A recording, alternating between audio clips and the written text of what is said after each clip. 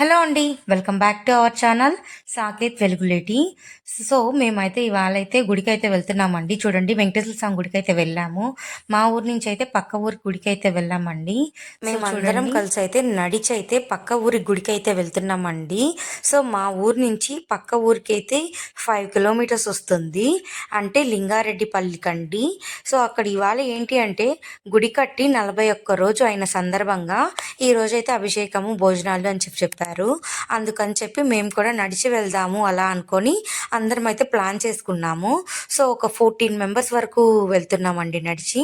ఇంకా వచ్చేవాళ్ళు బండ్లల్లో, ఆటోలలో వస్తారు. మేమైతే నడిచి వెళ్తున్నాము.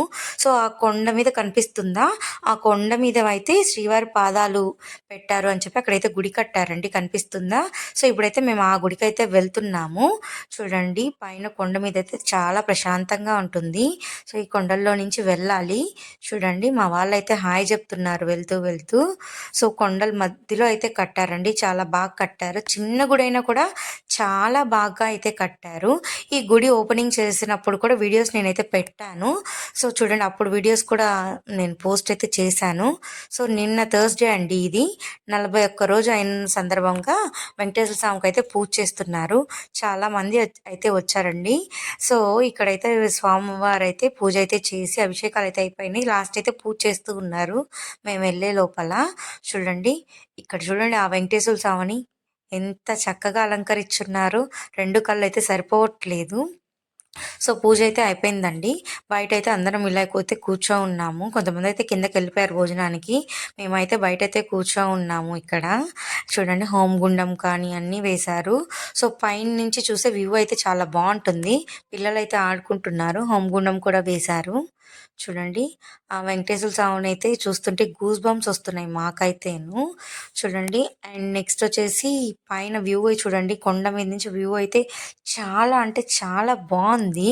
ఫొటోస్ కూడా చాలా బాగా వచ్చాయి. అందరూ అయితే బయటైతే కూర్చోన్నారు చూడండి. అక్కడ గాలి అయితే చాలా బాగా వస్తుంది. ప్రశాంతంగా అయితే ఉంది. చూడండి, మా వాళ్ళైతే గుడిలో నుంచి అయితే బయటకు వస్తూ ఉన్నారు. పూజ అయితే అయిపోయిందండి. అండ్ నెక్స్ట్ వచ్చేసి బొట్లు, నామాలు కూడా పెట్టారండి అందరికీ. చాలా ఇష్టంగా అయితే పెట్టించుకున్నారు అందరూ. ఇక చూడండి, ప్రసాదం అయితే పెడుతున్నారు. సో, ప్రసాదం వచ్చి పొంగలి అండ్ పంచామృతం అయితే పెట్టారు. అది తినేసి అయితే కాసేపు కూర్చొని చిట్ చాట్ అయితే చేశాము. అండ్ తినేసి అలా కూడా కొన్ని ఫొటోస్ అయితే తీపించుకున్నారు మా వాళ్ళందరూ కలిసి.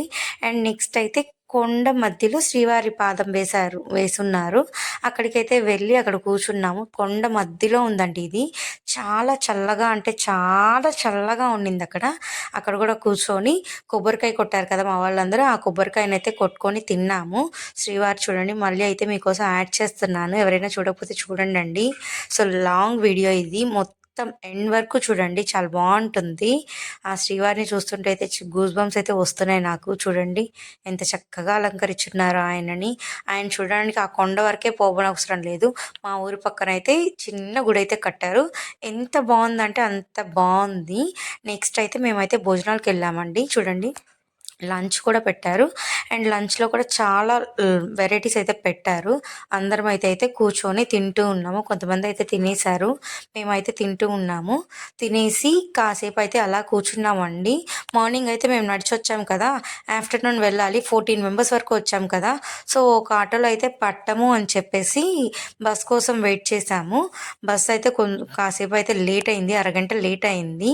సో, తినేసి అలా మాట్లాడుకుంటూ అయితే కూర్చొని అండ్ బస్ కోసం వెయిట్ చేసాము. బస్ అయితే వచ్చిందండి. ఆ వీడియో కూడా నేను లాస్ట్లో అయితే పోస్ట్ చేస్తాను. చూడండి, ఇక్కడ ఎవరో రిలేటివ్స్ ఉంటే మా వాళ్ళైతే మాట్లాడుతూ ఉన్నారు. భజన కూడా చాలా బాగా చేశారండి. భోజనం కూడా చాలా అంటే చాలా బాగుండింది. అండ్ నేనైతే వెజ్ రైస్తోనే సరిపెట్టేసుకున్నాను, వైట్ రైస్ దాకా కూడా పోలేదు. అండ్ ఇక్కడైతే ఒక పల్లెటూర్లలో అరుగు ఉంటుంది కదా, చెట్ల కింద అరుగు ఉంటుంది కదా, అరుగు మీద అయితే కూర్చున్నాము బస్ వచ్చేంత వరకు. ఫోన్లు చూసుకుంటూ మాట్లాడుకుంటూ జోకులు వేసుకుంటూ.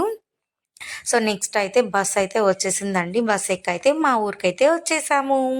సో, బస్కి ఛార్జ్ వచ్చి 10 రూపీస్. వీడియో నచ్చితే subscribe, like, share and comment. మరిన్ని వీడియోస్ కోసం మా ఛానల్ని సబ్స్క్రైబ్ చేసుకోండి.